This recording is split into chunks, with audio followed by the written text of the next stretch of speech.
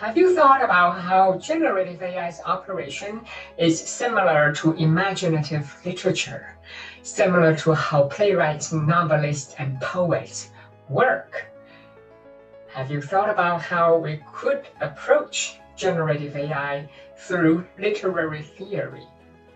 My name is Alice Joubin, Director of Digital Humanities at George Washington University in Washington, D.C.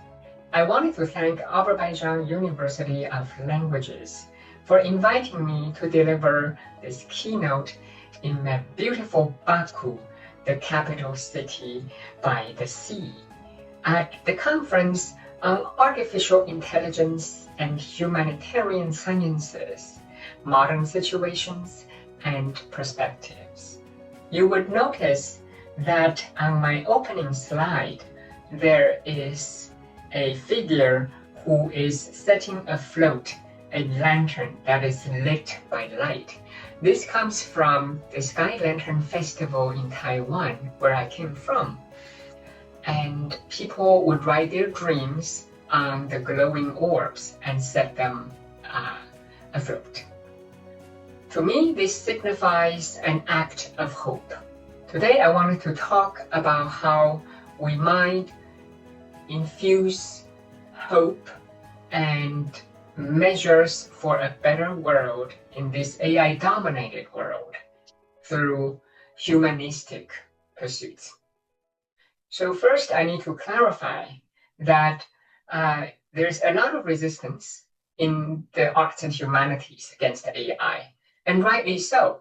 AI is seen as a power move by tech bros to dominate our society. AI tools are being pushed to universities, and all of these tools are commercial in nature. However, I study AI not because it is beautiful. I study AI not because it's morally flawless or ideologically attractive. In fact, it is exactly because of the harms AI is causing that I am drawn to it, like a cancer researcher studying tissue specimen in order to find cure and treatment.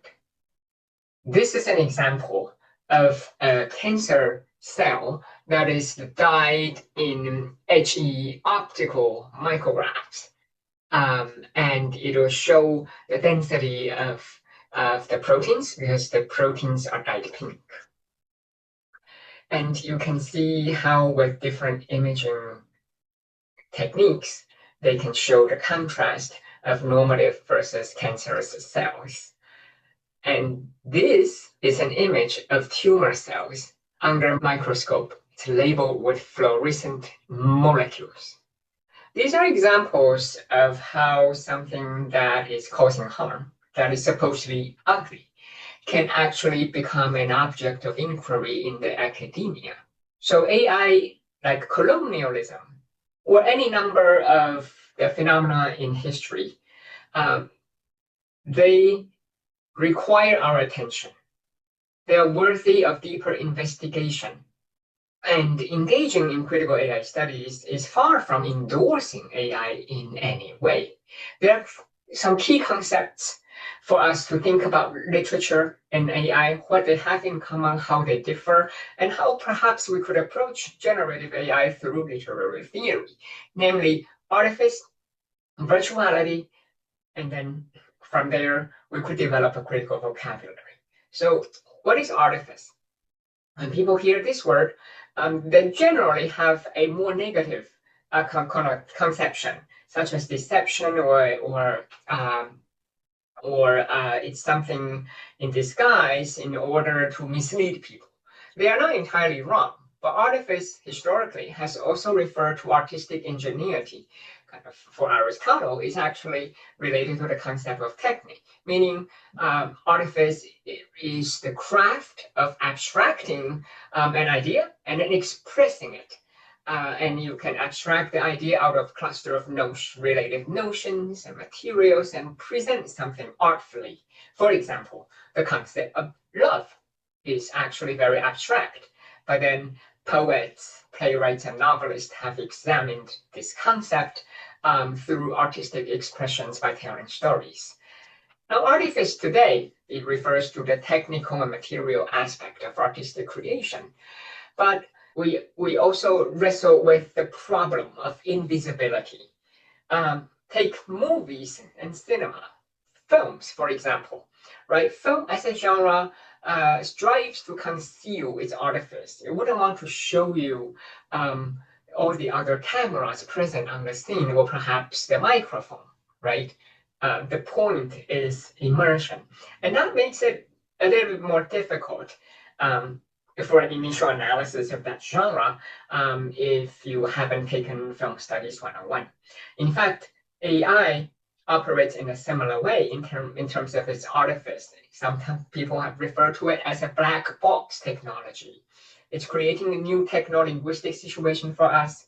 And by this word, I mean that language itself has become the operating principle, becoming the vehicle and the logic of this algorithmic entity. Just think of the term large language model, for instance, right? It is trained on many words, a large amount of words, larger than humans can process meaningfully in a reasonable amount of time. And it is programmed to then regenerate certain words. So this is a new techno-linguistic situation we have to confront, and we have to always keep in mind, like film, AI actually conceals and makes invisible its artifice. Let us consider this wacky example to help us further understand AI as a genre. If you ask a general purpose commercial AI application, where is Paris located? It invariably answers correctly, France. However, if you were to ask quickly, is Paris clouded? It still answers France. What is going on? Well, it is because it's a genre machine and not a reasoning machine. Where is Paris located? If you consider the syntactical structure, you have a verb followed by a proper noun followed by a verb. Now quickly, sit Paris clouded. You have the same syntactical structure. Sit is a verb, clouded is a verb and adjective. And in between them, you have a proper noun, Paris. And so Paris, in this nonsensical sentence, gains disproportionate weight over others. From AI's perspective, this syntactic template, when you have the same structure, it equals the country in which the noun is located. Large language models, they overly rely on grammatical patterns they learn during training, and therefore they sometimes mistakenly link certain sentence patterns to specific topics, providing confident answers to nonsensical questions. According to the team of Chantal Scheib, LLMs often learn what they call the wrong lessons in their study of syntactic domain spurious correlations in language models. LLMs, they respond to instructions by looking at semantics, meaning that they're looking for pairings between topics or subjects and certain kind of sentence patterns. So syntax in this research syntax is given more importance, perhaps sometimes, than it deserves. And so AI is influenced by syntactic templates, frequent sequences of part of speech tags, like the verb, proper noun, verb pattern that we just looked at. It is therefore gravitating toward these patterns rather than carrying out domain-specific reasoning. AI and literature, from the perspective of artifice, they do have certain things in common. You think about literature, storytelling actually is an art of exploring probability through artifice. And by artifice here, we mean the rhyming scheme, the narrative structure. In a play, sometimes you have 3 acts or 5 acts. There's a denouement.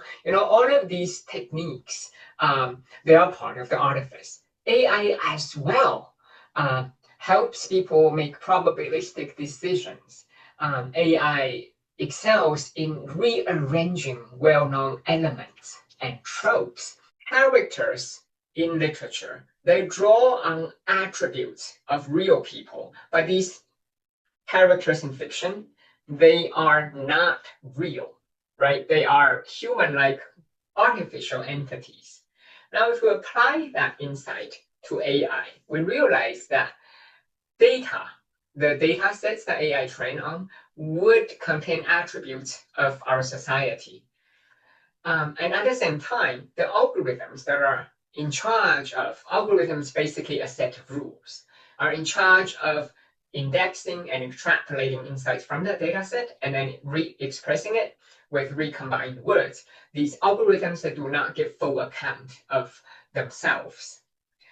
And very often they're not accountable. That is where the similarities begin and end, right? Not all fictional characters will reveal their true intentions. And yet, because literature is a well-established genre with a very long history, people have been reading novels and stories for a very long time. And so people tend to understand it better. They take a distance, what we call meta-cognitive distance to the story, knowing that these are not real people. But AI, despite being such a powerful technology, transformative, it's a transformative technology, has such a short history in the public eye, even though various forms of algorithmic AI, not generative AI, they've been around for decades, but for generative AI, for public use, it's just a few short years. And so people don't have the same level of facility with it. And this is where I think literary studies would be very useful if we think of AI more like a novel, more like a human-like but artificial entity, then we would be better able to keep our distance to always be critical. Let's think about the social aspects. So you have social sources and source code. In fiction, the novelist would rely on some social ambient condition for their creative craft, and that we call the social sources, such as prevailing views about women or about politics in a writer's lifetime. Whether the writer decides to counter that or decides to replicate those ideas, it is their decision, but it is there to influence their writing. For artificial intelligence, the source code, the algorithm, the data sets, all of these are creating new technosocial conditions, even though we need to always keep in mind that literature and AI both are rule-based systems, meaning that in literature, you have this concept of genres. Genre is basically a set of conventions. Think of what makes a tragedy tragic, what makes a romantic story romantic. People might say, even without training, I know it when I see it. You are talking about genre. Now, algorithm is not dissimilar to genre because it is a rule-based system.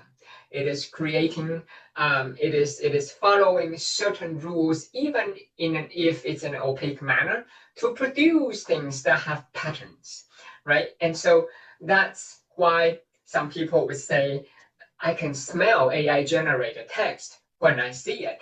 What they're talking about is actually AI has its own genre, its way of writing based on the data set it trains on. Another aspect where we can compare and contrast literature and AI is that literature, it deals with probability, and sometimes it'll depict the world we may want to live in, not just the world given to us by the emperors, by the tech bros, by the powers that be.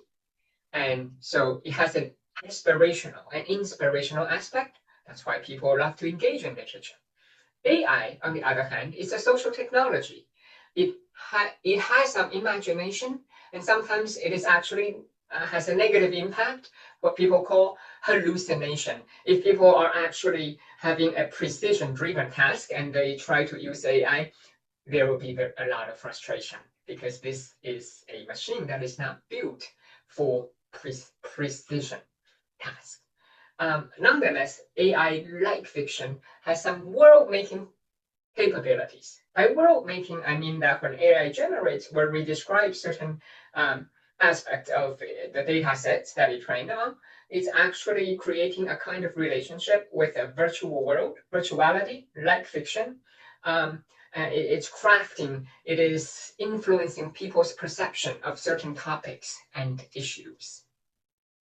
Both AI and literature, they can be thought of as artistic forms. By this, we mean not precision, but imaginative representation of a fictional world. AI engages in some kind of representation of its data set, like an artist would do with their society. And both are adaptive to some level, right? They are representational technologies. They adapt to the era they are in. Some people love to say great literature is timeless. That is because the stories, they remain relevant by being able to be adapted by people to suit the need of a particular time. And AI, the output can be thought of as adaptive to some extent because it builds upon the words in your prompt. And so it is adapting its tone, its register, the direction it will pursue according to the prompt. So this is why we should approach AI as fiction, and particularly through literary theory, because this is a very productive avenue to start to build healthy critical distance with AI. Fair is foul, foul is fair, as Shakespeare tells us in Macbeth. Ambiguity is one of the assets of literary works. Wars can be both won and lost, depending on the perspective that we might take.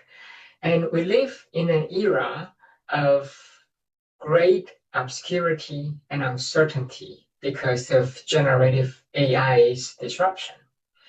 This is where humanistic skills can become really useful, especially literary theory. In literary studies, we have a lot of tools to deal with narratives, the structures, and how ambiguity works. Let's have a look at this famous Rubin vase. This is originally designed by psychologist Edgar Rubin in 1915 to demonstrate what is known as bistable two-dimensional form. This image could be read as the silhouette of two human faces on the side facing each other. It could also appear as a vase. However, only one interpretation can be maintained at any given moment. You might say, I can see both. That is not quite true. You see one after another, and people have the misconception that I'm seeing both at the same time. No, not exactly at the same moment. This is an example of ambiguity, but in the grand scheme of things, I wanted to use this to illustrate the notion of linguistic framing, as Nick Enfield points out. So basically, language and presentation can really frame perception of reality. Word choices matter. The kind of words we choose to use can guide perception. And so how a story is told is as important as the content of the story itself. This is a very important insight for students to navigate an AI-infused world, to think about how these words by AI are not innocent. Their particular formulation, their particular combination, the choice, for instance, of using a middle-class standard white English as opposed to global Englishes. It will frame our perception of the human-like agent, where it is from, what its race might be if such things do exist, right? And so we have to be very sensitive to linguistic framing in the era of AI. Let us take at a UNESCO study of abundance. So we live in an era of abundance because AI can generate words on the fly. We have abundant output, but sadly, we have the same stories. UNESCO's researchers prompted Meta's open source Llama 2 to generate 1,000 stories for each of these primary theme in the prompts: boys, girls, women, and men. And they even then extended later on to the global north, global south, specific countries and cultures. And you can already see here in the word cloud, perhaps unsurprisingly, stories involving men as the main characters. You have daytime activities, your town, you talk about life, versus stories about women. Suddenly they become relational. You have the word husband, which is really big here. In a word cloud, the larger a word is, the more frequent it is mentioned. And life in the village and the role of mother, and so on. If you look at woman and girl in global south in stories that are set in the global south, again, the word cloud evolves. If you take a look at the screen here, compared to men and boy in global south, you have, for instance, the keyword soccer that does not exist in the global south version for woman and girl. Instead, you have weaving, you have textile as keywords. So this is just an example of how abundance does not mean enrichment, right? It could be an abundance of repetitive things. And so needless to say, gender biases inform these stories, as well as kind of cultural biases as well. Think of stories about Afghan women versus Uzbekistani boy. And the stories about women in the global south invariably highlighted family life, village, as well as domestic labor. Now, we need a solution to this so-called abundance. It seems that there are many, many words. AI can generate words on the fly and very quickly. And we are realizing that there seems to be a lack of diversity because it's informed by patterns and stereotypes. The solution here, as I proposed on the screen, is a humanistic solution, is to diversify the voices. Now, in higher education, this means diversifying the voices in the classroom, asking students to not only speak from their particular experiences, their standpoints, but also to try and simulate what a certain person would think, would react to this situation. And that's a type of situational diversity, not just representational diversity. We need community, and we need to form networks out of communities, and then we need to strengthen these connections. So on the screen here is an illustration of Metcalfe's law. Imagine you have two telephones. So these two people on each end can call each other. That's a great start, but it's not very interesting, right? It's only 2%. If we increase that to 5 telephones, these 5 people at any time can call any of the other 4 people. So you see instantly, it's not just 5, you have 5 nodes, but actually the connections, the possible connections increased dramatically. Now, if you continue to increase that on a global scale, you can see why diversity of voices is going to have a positive impact on community building. It's not because it is politically correct, but rather scientifically speaking, it increases the nodes, it increases the possible connections, and therefore there's strength in numbers, and we can break free of this so-called abundance of sameness. Now, the second keyword in my keynote speech is virtuality, which accompanies Artifice. What is virtuality? It is the world-making capacity. Virtuality is also the interplay between material objects and meanings. I can give you an example. For example, when we go to a theater production, or go see a movie, there might be a costume piece that is made of craft foam and metallic paint. It is very light. However, because of the metallic paint, because of the lighting, and how it's presented in the story, how the actor is acting in this, audiences accept that this is heavy iron armor. And that is virtuality. So it takes consent, but also it's largely an effect of a presentational aspect and kind of situational.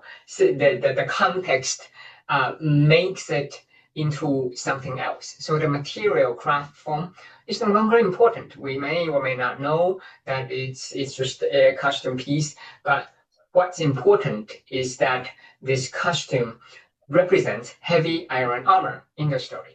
So virtuality is a type of bridge. It is a bridge between here and now and there and then. And it's especially important. It is a bridge between materiality and data.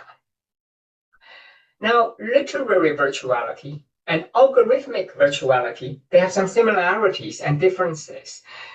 First, we need to note that certain types of intelligence are not based in language or explicit words. In other words, it's not necessarily only and always what characters would say in a novel or in a film that matters. It's what they don't say, but instead it's their intentionality. So we have to learn to read between the lines. And I believe the same is true as well of AI's output. What AI and literature do is that both of them, they remediate experiences by representing data of one medium in another medium. By this, I mean that a writer, for example, would remediate, repackage their social experience, their personal experience, their perception of the world by representing that experiential data in a different medium, which could be sonnet, haiku, right, romantic novel, and so on. AI does something very similar. It's large data sets and that it has trained on, and then this is being represented in a conversational medium that is easily accessible by humans, and it is necessarily concise. So both literature and AI, they perform some versions of our collective consciousness as a society, right? A writer, perhaps, writers never write in a vacuum. A writer may be countering social trends in their times, but whatever they do, they are actually responding to. They are condensing it, condensing the social biases in their time into artistic expressions, and then they can then throw in and express their discontent or their agreement with it. And AI as well, since it is a great synthesizer, it is a machine of averages. What it is doing is synthesizing this kind of the middle ground of all the public voices in its large data sets. And both literature and AI, they triangulate and simulate intentions of the collective. Another thing is that AI agents are similar to fictional characters.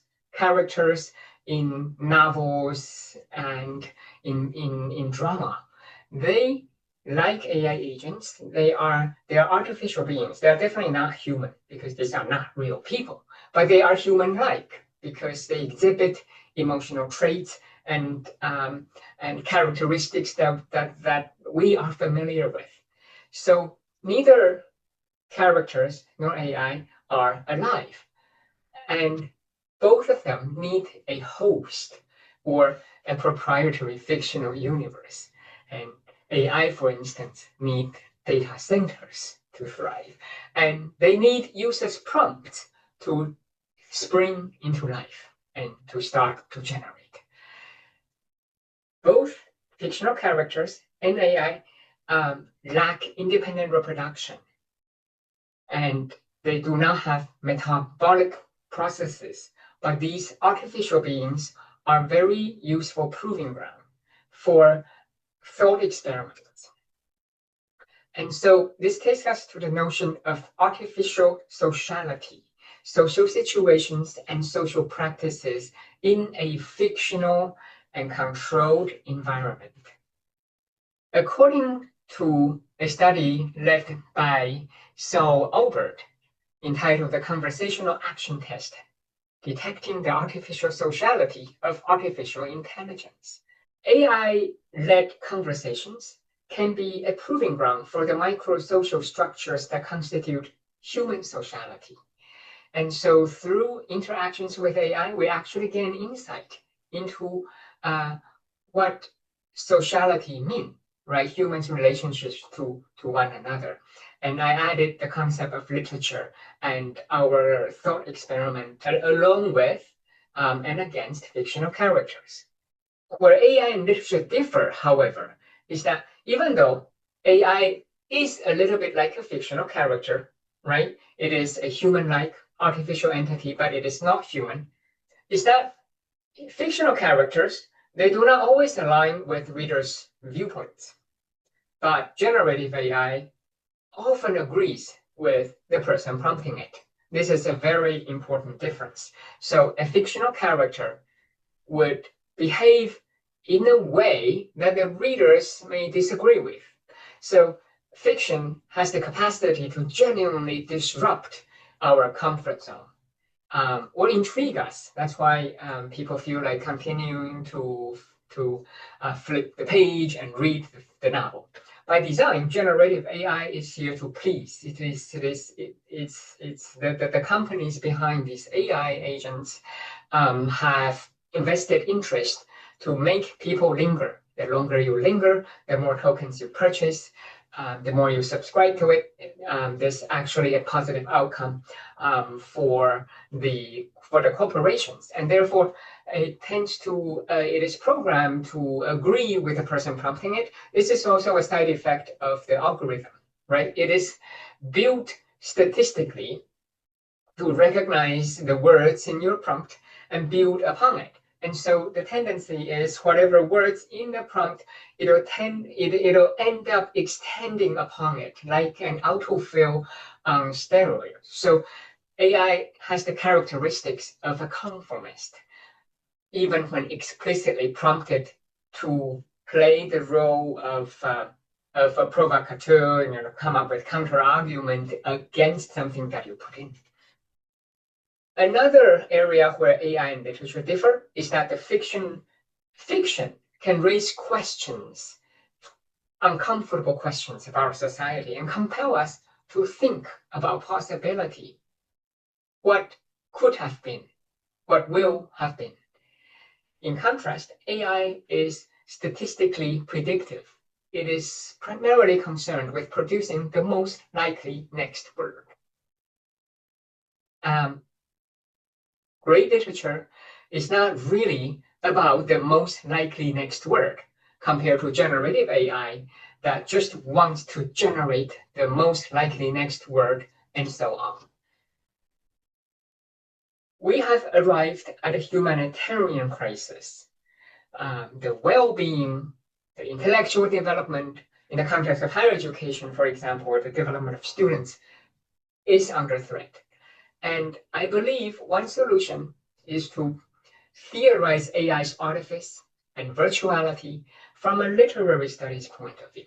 And you don't have to be a literature specialist to carry this out.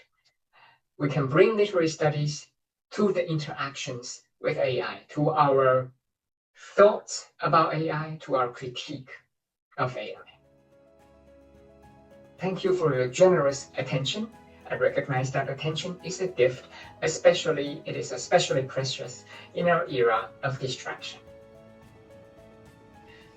Feel free to follow me on my YouTube channel or on my website as listed on the screen here. Have a wonderful day.